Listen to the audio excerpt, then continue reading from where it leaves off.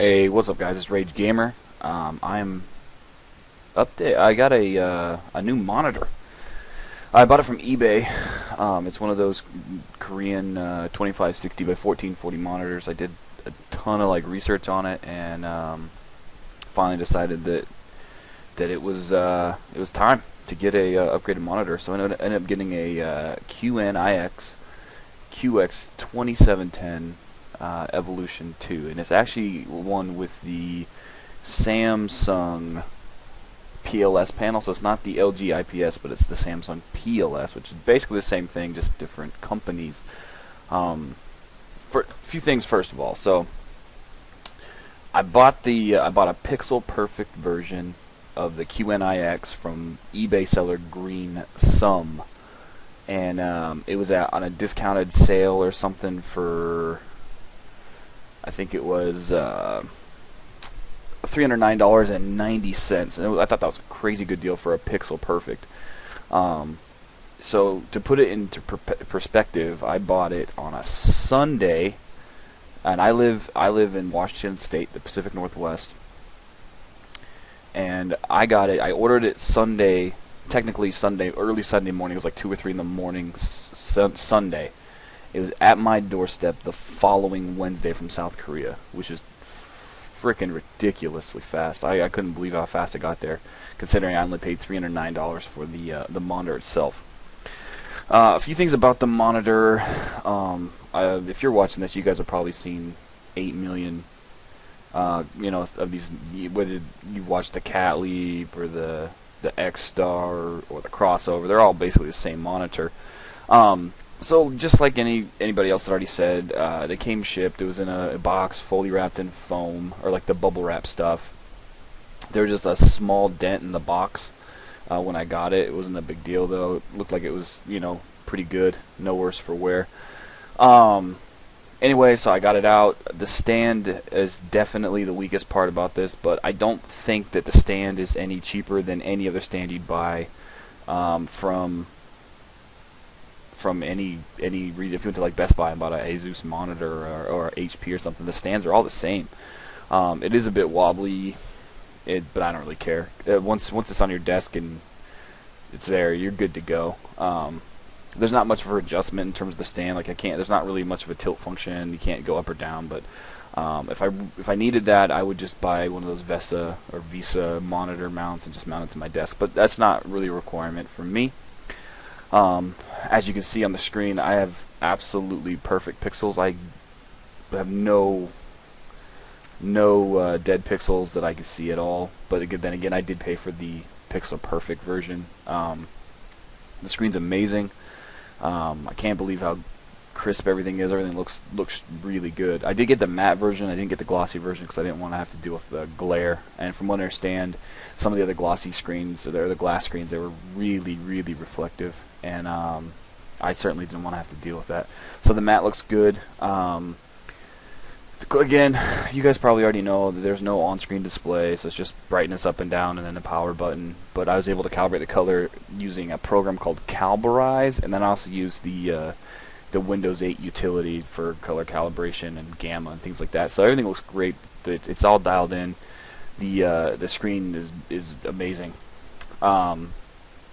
It does the dueling DVI cable. It fits perfectly. I did have to kind of jam it in on the back though.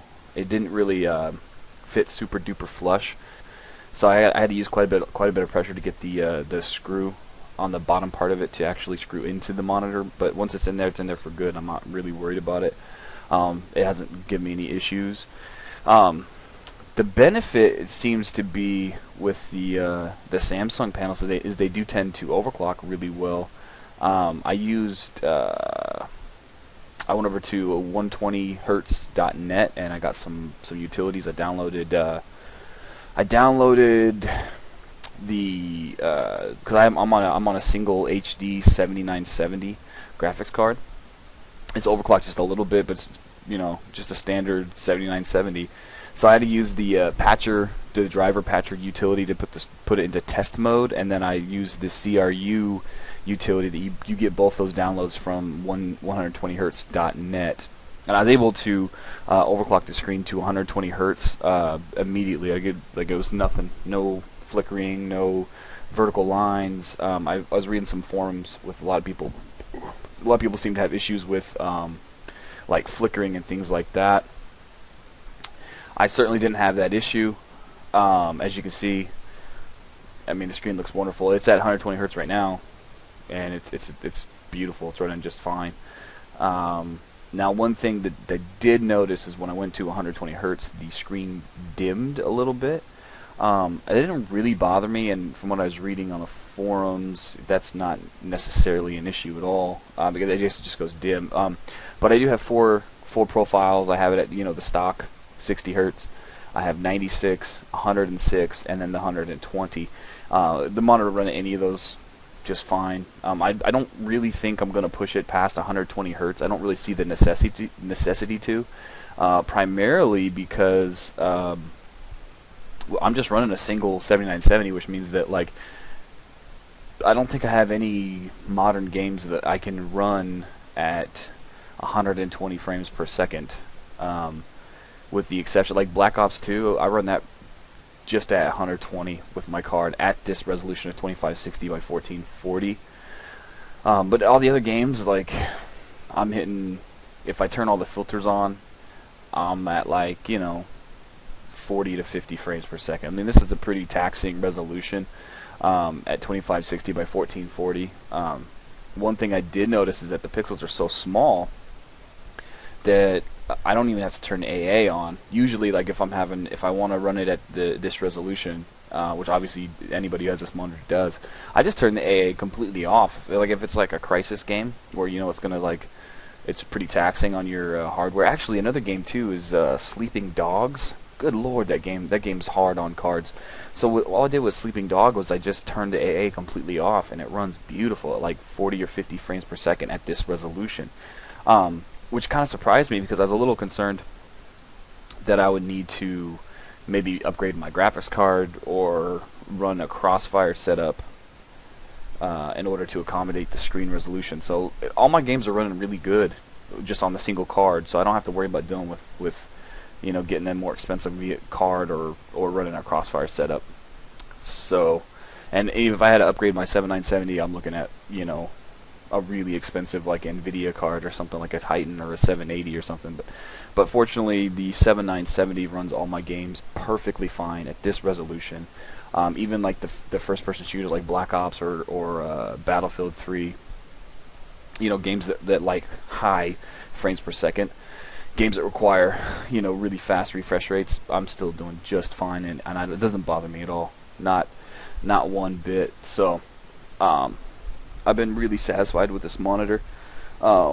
If you guys want to see some gameplay, leave a comment, let me know, and I guess I'll get some for you.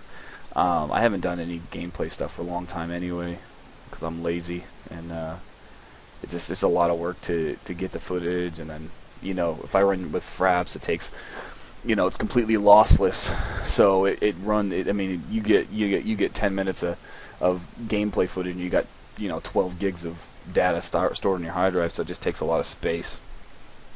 So anyway, that is my review. I'm very happy with this. Like again, the seller I got it from was GreenSum. It was phenomenal shipping. Everything was good to go. And at $309 is amazing. I saw the other day that he's selling non-pixel perfect versions for like $279. I almost bought it just because that's a crazy good deal. This monitor is well worth the money. It's kind of it's hard to see that perspective from watching a YouTube video, but when you see it up close to for yourself, it's really worth the money. And the risk, from what I was reading and basically in my experience, is that you're the same risk to have a trouble with the pixels is no greater than if you went down to your local retail box shop and got a HP monitor, a Dell monitor, or something like that, because most people who get these monitors don't have an issue with them. So the fact that they're A- panels and Apple kicks them loose because they don't want to use them or whatever, I don't know how they're failing their process, but they're perfectly fine. And lots and lots of people have been buying these monitors and having no problems with them at all. So think about the markup on that when like the Apple Thunderbolt display which technically is an LG IPS panel, is $1,000, and you could get one of these, essentially the same panel for, you know, $300, which is, I mean, $300 is $300, but it's a hell of a lot better than paying $1,000. So, like I said, and you can overclock it if you want. If you need, you know, the frames. If you want to get that fast refresh rate. I mean, just because one thing I should mention though is you can't run 3D on them, even if you have it at 120 hertz. It's not like a certified 3D monitor. At least I haven't seen or heard anybody being successful with actually running it 3D, even if they overclock it to 120 hertz. And like I said, I'm not the foremost expert on how you go about that, so maybe I'm not the right person to talk about that, but I'm not worried about 3D. I think 3D is stupid, so I just like the refresh rate if I'm playing, you know, a faster pacing video game or something. So, yeah, check them out. Green Sum on eBay. Other than that, you guys have any questions, comments, put them down below, and I'll check you guys later.